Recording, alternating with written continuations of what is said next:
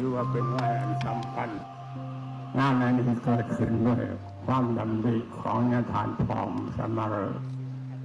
และก็ทางประเทศไทยเป็นกติกามนำความดำริอันนี้มาจับตั้งปฏิบัติให้เกิดมาเกิดผลและปีนี้เป็นปีที่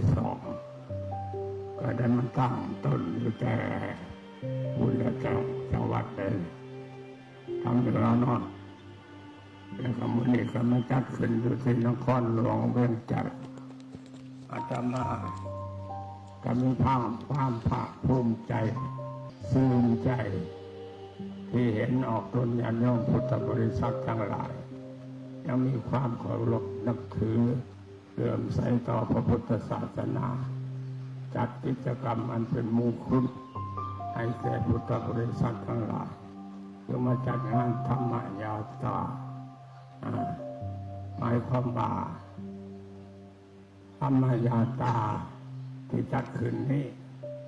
ก็เป็นหนทางหนึ่งที่สามารถเต่าห้องความสามัคคีของชาวพุทธเราที่อยู่ใต้แม่น้ำคลองมีประเทศไทยมีประเทศลาวมีประเทศกัมพูชาและก็ประเทศเวียดนามประเทศพม่าแต่ร่วมคิดร่วมใจกันเพื่อแสดงออกให้โลกเห็นว่าพระพุทธศาสนา